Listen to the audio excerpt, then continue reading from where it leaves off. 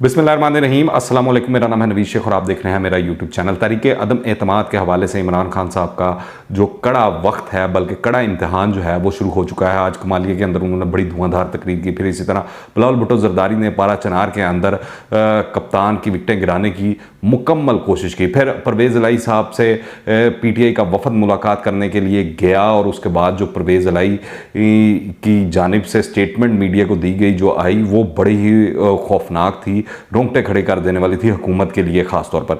फिर इसी तरह मैं आपको बताता चलूं कि चौधरी निसार साहब जो हैं वो भी मंजर आम पर आ गए। उन्होंने BBC उर्दू को एक इंटरव्यू दिया और जिसके अंदर उन्होंने बड़े इंकशाफात किए हैं। मगर सबसे पहले अगर इमरान खान साहब ने आज जो कमालिया के अंदर तकरीर किया उसका अगर लुब्बे लुबाब निकाला जाए या उसका खुलासा निकाला जाए तो वो आलमोस्ट वही है जो पिछले 2-3 दिन से वो मुख्तलिफ जगहों पर वो बातें करते रहे हैं। मगर एक चीज़ जो आज उन्होंने फिर दोबारा दोहराई है वो ये है कि न्यूट्रल का फैसला अल्लाह ने इंसान को नहीं दिया है। यानी कि बार बार इमरान खान साहब इस्टेब्लिशमेंट को बावर करवा रहे हैं कि आपको कोई ना कोई रोल अदा करना होगा, कोई ना कोई किरदार अदा करना होगा, किसी ना किसी की साइड लेनी होगी, किसी तरफ खड़ा होना पड़ेगा आपको। तो देखते हैं कि वो इस्टेब्लिशमेंट इमरान खान साहब की बातों में दामों में आते हैं कि नहीं आते। और वो अगर अभी तक न्यूट्रल रहते हैं। अभी मैं ट्विटर देख रहा था तो सलीम साफ़ी साहब ने शहबाज शरीफ साहब के साथ एक तस्वीर अपनी ट्वीट की हुई थी और उन्होंने बताया था कि गैर इसमी गुफ्तगू हुई है मेरी, और वो कहते हैं कि शहबाज शरीफ साहब पूरे एतमाद हैं कि उनकी नंबर गेम पूरी है और उनको ये भी यकीन है कि इस्टेब्लिशमेंट जो है अभी तक न्यूट्रल है और आगे भी न्यूट्रल रहेगी। अगर न्यूट्रल रहती है तो इमरान खान साहब के लिए अच्छे हालात नहीं है। जलसों में जितने मर्जी लोग आ जाएं, मगर असल मसला है 172 लोगों को पूरा करने का, जो कि पूरे होते हुए इस वक्त नहीं दिखाई दे रहे हैं। आज की उनकी तकरीर के अंदर फिर दोबारा से चेरी ब्लॉसम का जिक्र था, डीजल का जिक्र था, 3 स्टूज का जिक्र था, अंपायर था, बूट पॉलिश था, छांगा मांगा की सियासत, लंदन में बैठा भगोड़ा, 3 चूहे, इसहाक डार के वालिद की साइकिलों की दुकान, अदलिया पर हमला, डॉन लीक्स, मेमो गेट, सबसे बड़ी बीमारी जरदारी, छुप छुप कर मोदी से मिलना। और फिर उन्होंने अदलिया के हवाले से भी काफ़ी गुफ्तगू की और बातें की और बताया कि अदलिया पर नवाज शरीफ साहब आगे दोबारा इक़्तिदार में तो वो फिर दोबारा हमला कर देंगे और फिर वो आगे तो वो उनके इस्टेब्लिशमेंट के साथ, आर्मी चीफ के साथ हमेशा मसले मसाइल हो जाते हैं। तो वो इमरान खान साहब ने पूरी की पूरी अपनी एक CV बनाकर पेश करने की कोशिश की। इसी हवाले से बिलावल भुट्टो साहब ने जो पारा चनार के अंदर तकरीर की उसमें बड़े वो तसल्ली बख्श जवाब दे चुके हैं। उनका कहना था कि ये मदीने की रियासत नहीं, रियासत की रियासत के नाम की तौहीन है। ये कैसा कप्तान है कि पिच छोड़कर भाग रहा है। इमरान खान थोड़ा सा स्पोर्ट्समैन स्पिरिट दिखाओ, खिलाड़ी बनो, हिम्मत और बहादुर हो तो मुकाबला करो, गैरत है तो सामने आओ। और फिर वो कहते हैं कि दूसरों को बूट पॉलिश कहने वालों के बारे में कहते हो तुम्हारी तो अपनी पॉलिश ख़त्म हो चुकी है, अब तुमने क्योंकि पॉलिश ख़त्म हो चुकी है तो अब तुमने चाटना शुरू कर दिया ज़ुबान से। तो इस तरह के अल्फाज इस्तेमाल किए गए। फिर उन्होंने कहा कि जब ये ओपोजिशन में थे इस वक्त भी इनकी नैपी तब्दील होती थी और वज़ीर आज़म बनने के बाद भी इनकी नैपी तब्दील होती है। और उसके अलावा बिलावल भुट्टो जरदारी साहब ने मुशर्रफ दौर से शुरू हुए इमरान खान साहब का जो भी सियासी किरदार था और उसके बाद वो आते रहे नवाज शरीफ के दौर के अंदर ज़हीरुल इस्लाम साहब और फिर इसी तरह जनरल शुजा पाशा के हवाले से अभी उन्होंने जिक्र किया। तो इमरान खान साहब को उन्होंने क्लीन बोल्ड करने की पूरी कोशिश की। पता नहीं इमरान खान साहब हुए हैं कि नहीं हुए हैं, पर इसी हवाले से उन्होंने ये भी बताया कि वो उर्दू ज़ुबान के हवाले से बहुत तनकीद की जाती है। तो उन्होंने इमरान खान साहब को इस हवाले से भी आईना दिखाने की कोशिश की। इसके अलावा गुज़िश्ता रोज़ मरीम नवाज साहिबा ने जिस तरह जादू टोने का जिक्र किया था और फराह नामी खातून का जिक्र किया था, इससे पहले शहबाज शरीफ कर चुके हैं। तो आज बिलावल भुट्टो जरदारी ने भी इसी तमाम जादू टोने का भी जिक्र किया और इल्ज़ाम लगाया डायरेक्ट खातून अव्वल के ऊपर करप्शन के हवाले से, फिर इसी तरह उस्मान बुज़दार के हवाले से। तो गर्मा गर्मी जो है वो आखिरी स्टेज तक पहुंच चुकी है। और इसी तरह आज मरियम नवाज साहिबा जो हैं हमजा शहबाज साहब के साथ नून लीग का काफिला लाहौर से लेकर निकल चुकी हैं। इस वक्त वो मेरे ख्याल से लाहौर के दाखिली रास्तों में होगा। तो दिखाई ये दे रहा है कि जो पॉलिटिकल वो आप उसको कहते हैं ना टेंशन जो क्रिएट हो रही है वो इस्लामाबाद के अंदर बहुत ज़्यादा हाई दिखाई दे रही है। फिर इस हवाले से ये भी इतलात हैं कि जो काफ़िले जा रहे हैं इस्लामाबाद, वो चाहे तहरीक इंसाफ के हैं, जमीयत उलमा इस्लाम के हैं, या नून लीग के हैं, या पीपल्स पार्टी के हैं, दीगर सियासी जमातों के हैं, उनके साथ डंडे भी जा रहे हैं, टमाटर भी जा रहे हैं और अंडे भी जा रहे हैं। अब ये जो सारा मैच पड़ना है इस्लामाबाद में जाकर, ये किसके खिलाफ क्या चीज़ इस्तेमाल होती है, ये देखना बड़ा ज़रूरी है और खदशात जाहिर किए जा रहे हैं इस हवाले से। शेख रशीद साहब ने भी बड़ी अहम प्रेस कॉन्फ्रेंस की, वो भी मैं आगे चलकर आपको बताता हूँ, पर मैं आपको आगाह करता चलूँ कि चौधरी परवेज़ इलाही साहब ने बड़ी अहम बातें की हैं। उन्होंने कहा कि हंडिया पक चुकी है, अब तकसीम हो रही है, आधी तो तकसीम भी हो चुकी है। यानी कि उनका वाज़ह तौर पर इशारा था कि जो इत्तेहादी हैं वो इधर उधर निकल गए हैं, फिर तरीके इंसाफ के अपने लोग भी इधर उधर निकल गए हैं। फिर इसी तरह सियासत में इस्लाम को लाने वालों को कोई मुस्तकबिल नहीं, जलूसों की सियासत से तरीके अदम एतमाद के ऊपर फ़र्क नहीं पड़ेगा। अब ये पता नहीं वो अपोजिशन को कह रहे थे, मेरे ख्याल से तो वो तरीके इंसाफ वालों को कह रहे थे, मगर तरीके इंसाफ वाले इसमें से भी कोई ना कोई चीज़ पॉजिटिव निकाल ही लेंगे। मगर जब ये तरीके अदम एतमाद का डोल डाला जाएगा और जब सामने आएगा पार्लियामेंट में, उस दिन आपको असल हकायक और चीज़ें मालूम होंगी। फिर उन्होंने कहा कि बैरून मुल्क बीमार को अभी तबीयत के मुताबिक दवा नहीं मिल रही है।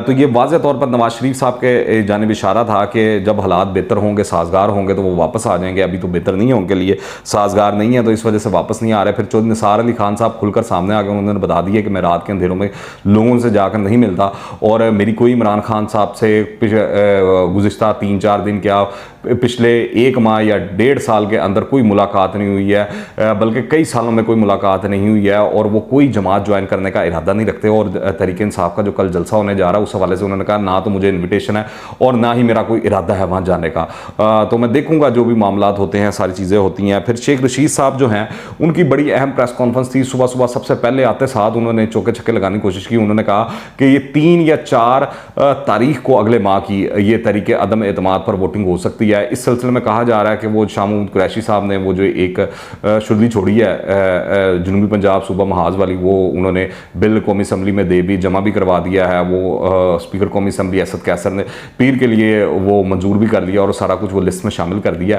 तो कहा जा रहा है कि शायद उसके ऊपर वो मामला कर और रफा दफा करा कर और आगे लिंगर ऑन किया जाए। पर अगर ऐसे किया गया तो मत भूलें अपोजिशन जो है वो बड़े डिफरेंट मूड में इस दफ़ा दिखाई दे रही है, जिसकी जानिब शेख रशीद साहब ने भी इशारा किया कि अगर जलसे को धरने में कन्वर्ट किया गया तो फिर धर लिया जाएगा। आप ये देखते हैं कि शेख रशीद साहब के पास इतनी ताकत है बतौर वज़ीर दाखिला के नहीं कि वो अपोजिशन जमातों के इतने बड़े धरने को जो है वो धर ले, क्योंकि बहुत बड़ी तादाद में इस वक्त लाहौर से भी जो नून लीग के काफिले निकल रहे हैं, बहुत बड़ी तादाद से निकले। मॉडल टाउन से मरीम नवाज साहिबा और हमजा शहबाज की क़यादत के अंदर, इसी तरह मौलाना एक बहुत बड़ा जो जुलूस की शक्ल में लोग हैं वो लेकर आ रहे हैं। और तहरीक इंसाफ के अपना भी एक बहुत बड़ा जलसा था आज कमालिया में और कल के बारे में भी ये कहा जा रहा है कि बहुत बड़ा जलसा होगा इमरान खान साहब का। अब तक की यही इतलात हैं। फिर इमरान खान ने इसी परेशानी के सबब जो है वो सियासी कमेटी का जो इजलास है वो भी तलब कर रखा है। बहरहाल उन्होंने ये भी इतलात हैं कि एमक्यूएम के साथ उनकी कोई मुलाकात होनी है, पर इमरान खान साहब ने ये जुमे को दरख्वास्त की थी कि उनके साथ मुलाकात कर ली जाए। पर खालिद मकबूल सिद्दीकी और जो दीगर रहनुमा थे उनके बारे में कहा जा रहा था कि वो इस्लामाबाद में नहीं है। हालांकि वो आसिफ अली जरदारी से मिलकर वो सारे मामला चीज़ें तय हुई थी। मगर राबी इस सिलसिले में ये बताता है कि सिंध के मामला जो हैं वो पीपल्स पार्टी से और वफाक के मामला नून लीग के साथ फाइनल मराहल में तय हो चुके हैं, तो इस वजह से वो मिलना नहीं चाह रहे थे। और जो काफ लीग के साथ भी मुलाकात हुई है, इस हवाले से मैं अपने गुज़िश्ता वीलॉग में बता चुका हूँ कि कल कामिल अली आगा साहब ने कल ही बता दिया था कि कोई बेहतर पेशरफ्त इसमें मुमकिन नहीं है, बस ये मुलाकात ही है। फिर आज एक बहुत अहम स्टोरी जो है अंसार अब्बासी साहब ने की है द न्यूज़ के हवाले से कि इमरान खान साहब से व्हाट्सएप के ऊपर जो है रब्ता किया गया, जिसमें इमरान खान साहब ने 2 टोक अल्फाज में वसी पैमाने पर फैली हुई अफवाह की तरदीद की कि इनके तुरुप के पत्ते का ताल्लुक पाक फौज के हवाले से मुमकिन तौर पर किसी फैसले से नहीं है। इसी सिलसिले में फवाद चौधरी ने ट्वीट की कि वज़ीर आज़म के army chief general Qamar Javed Bajwa के साथ बेहतरीन ताल्लुकात हैं। मीडिया और सियासी हलकों में जिन सवालों पर बहस हो रही है कि वज़ीर आज़म अहम तकरीरों पर गौर कर रहे हैं, वो सब बेकार की बातें हैं। तो दिखाई ये दे रहा है कि जो इमरान खान साहब हैं, स्टोरियाँ जो ये अंसार अब्बासी की हों या फवाद चौधरी साहब, वो बात कुछ और कर रहे हैं। मगर जिस तरह आज उन्होंने बताया कि न्यूट्रल जो है वो कोई नहीं रह सकता, अल्लाह का हुक्म है सारा कुछ, तकरीरों के अंदर वो कुछ और बात कर रहे हैं और वैसे खबरें कुछ और आ रही हैं, चीज़ें कुछ और आ रही हैं, सामने आ रही हैं। एक तरफ वो कहते हैं कि FIA जो है कार्रवाई करे जो पाक फौज या इदारों के ख़िलाफ़ जो है मुहिम चलाई हुई है उन्होंने। दूसरी जानिब हम देखते हैं वो इनके अपने लोग ट्वीट कर देते हैं, फिर उसके बाद वो ट्वीट डिलीट करनी पड़ती है और वो खबरें चलती हैं पूरा मीडिया के ऊपर, हर जगह वो चीज़ें सामने आ रही हैं। तो सूरत हाल इमरान खान साहब के लिए बेहतर नहीं दिखाई दे रही है और टकराव की एक कैफियत होती हुई अब सबको दिखाई देना शुरू हो चुकी है और सारे इस हवाले से बात भी कर रहे हैं क्योंकि इमरान खान साहब के पास ये जलसे जुलसे चाहे आप जितने मर्जी कर लें जितने मर्जी बड़े कर लें, असल कहानी है कि आप अपना वोट बैंक पूरा कर पाते हैं, कौमी असम्बली में शो करा पाते हैं कि नहीं, अपनी पावर शो कर पाते हैं कि नहीं कर पाते, क्योंकि इस वक्त इत्तेहादी भी साथ नहीं दिखाई दे रहे और इमरान खान के जो अपने मुनहरिफ अरकान हैं वो तो खुलकर सामने आ ही चुके हैं, वो भी कोई इमरान खान साहब को खास लिफ्ट करवाते हुए दिखाई नहीं दे रहे हैं। और इमरान खान के जितने भी सियासी वफूद जा रहे हैं मुख्तलिफ लोगों से मुलाकात करते हैं के लिए वो नाकाम हो रहे हैं। यहाँ तक कि मैं ये बताता चलूँ कि आज दरख्वास्त की गई शाह महमूद कुरैशी और परवेज़ खटक साहब से की जानिब से, परवेज़ इलाही साहब से, कि हम मुश्तरका प्रेस कॉन्फ्रेंस कर लेते हैं, मगर परवेज़ इलाही साहब ने इस चीज़ को नहीं माना।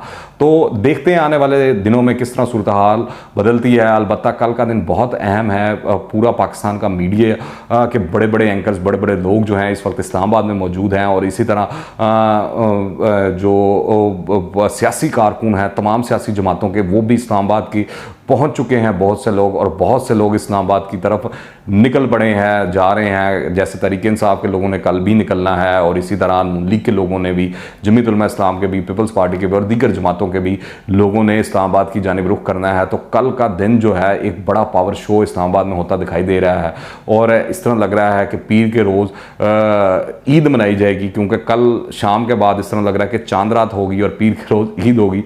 तो देखते हैं कि ये ईद जो है किसके लिए ईद होगी और किसके लिए शोक का दिन होगा। आप इस हवाले से क्या रखते हैं नीचे कमेंट्स में लाजमी बताइएगा। दुआ में याद रखें। अल्लाह हाफ़िज़।